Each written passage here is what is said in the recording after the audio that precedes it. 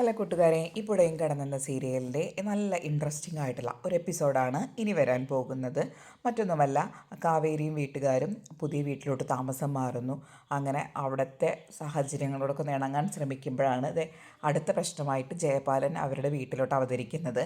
അങ്ങനെ ജയപാലനായിട്ട് അവരെല്ലാവരും പ്രശ്നം ഉണ്ടാവുകയും അവിടെ വലിയൊരു വഴക്ക് നടക്കുകയും ഈ വഴക്കിൻ്റെ ഇടയ്ക്ക് നരയൻ അവരെ രക്ഷിക്കാൻ വരുന്നതൊക്കെയാണ് അടുത്ത ആഴ്ചത്തെ എപ്പിസോഡ്.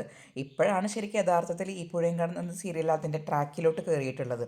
ഓക്കെ, നമുക്ക് കഥയിലോട്ട് കിടക്കാം. അങ്ങനെ പുതിയ വീട്ടിലോട്ട് താമസം മാറാൻ വേണ്ടിയിട്ട് എല്ലാവരും വന്നു.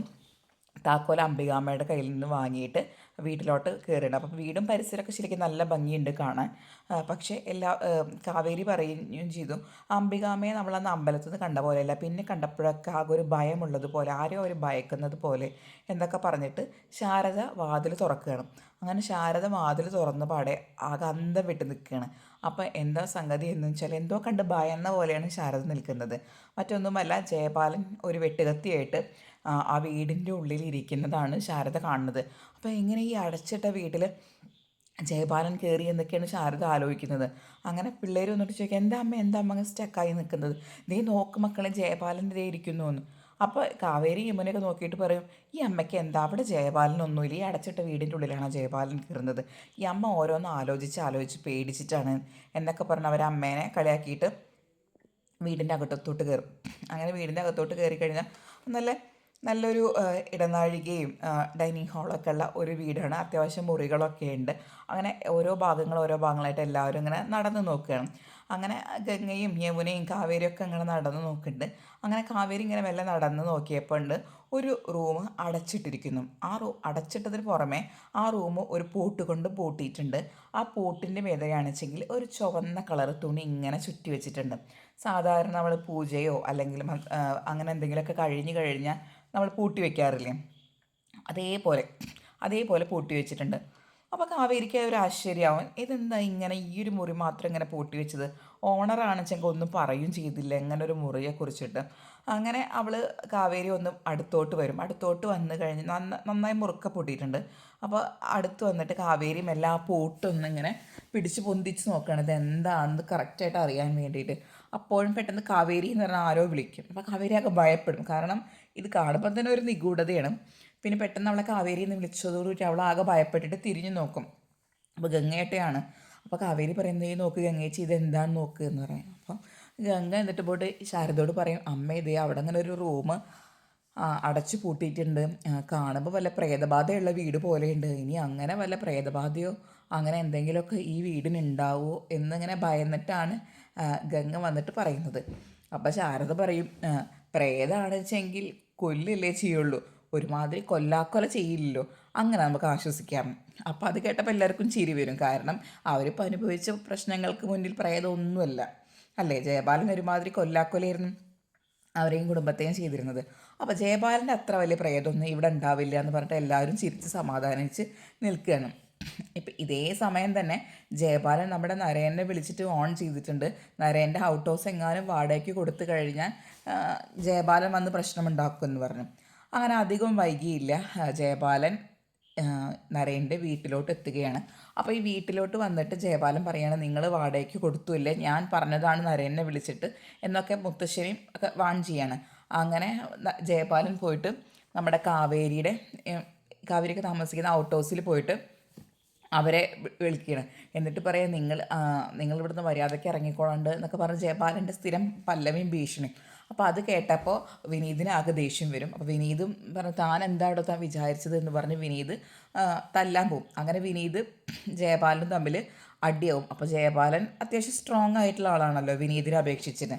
അപ്പോൾ ജയപാലൻ വിനീതിൻ്റെ കോളറിന് പിടിച്ചു ആക്കിയിട്ട് വിനീതിനെ തള്ളി ഇടുകയാണ് ചെയ്യുന്നത്.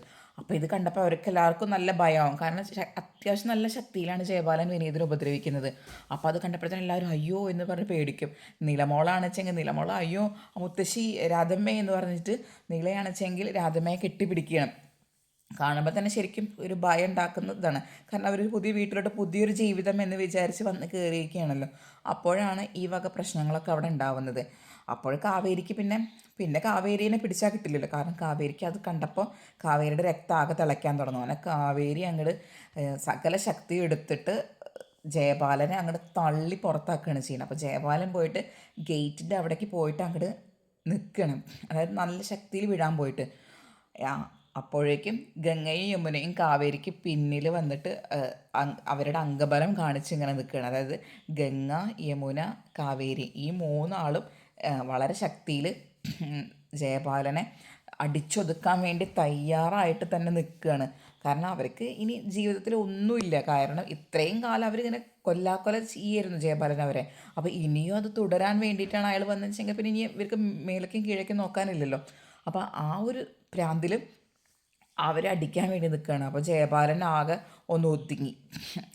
പിന്നെ ജയപാലൻ വന്നിട്ട് ഈ നമ്മുടെ നരേൻ്റെ മുത്തശ്ശനും മുത്തശ്ശീനെയൊക്കെ ഭീഷണിപ്പെടുത്തുന്നുണ്ട്. അപ്പോൾ ഇതേ സമയം നമ്മുടെ ഗായത്രിയുടെ ഭർത്താവും അതുപോലെ വീട്ടിലെ ജോലിക്കാരും ഒക്കെ ഉണ്ട്. അപ്പോൾ അവർ ജയപാലൻ വന്നിട്ട് ഭയങ്കര പ്രസംഗവും മീൻസ് അധിക പ്രസംഗം പോലെ സംസാരിക്കുകയും അതുപോലെ തന്നെ ഇവരൊക്കെ ഭീഷണിപ്പെടുത്തുകയും ചെയ്യും. എന്നിട്ട് പറയും, നിങ്ങളെങ്ങാനും ഈ വീട്ടുകാർക്ക് എങ്ങാനും ഈ വീട് നിങ്ങൾ കൊടുക്കരുതെന്ന് നിങ്ങളുടെ പേരക്കുട്ടിയോട് ഞാൻ പറഞ്ഞതല്ലേ, എങ്ങാനും ഈ വീട്ടിൽ അവരെങ്ങാനും താമസിക്കുകയാണ് വെച്ചെങ്കിൽ നിങ്ങളെല്ലാം അടിച്ചൊതുക്കി ഞാനൊരു പരിവാക്കുമെന്നൊക്കെ പറഞ്ഞിട്ടും ഭയങ്കര ഭീഷണിയാണ് ജയപാലൻ. അപ്പോഴാണ് നമ്മുടെ നായകൻ്റെ എൻട്രി. മറ്റാരുമല്ല, നമ്മുടെ നരേൻ. ഇതൊക്കെ അപ്പോൾ നരേന് മനസ്സിലായി ഇങ്ങനെ ഒരാൾ ഇവിടെ ഉണ്ട്.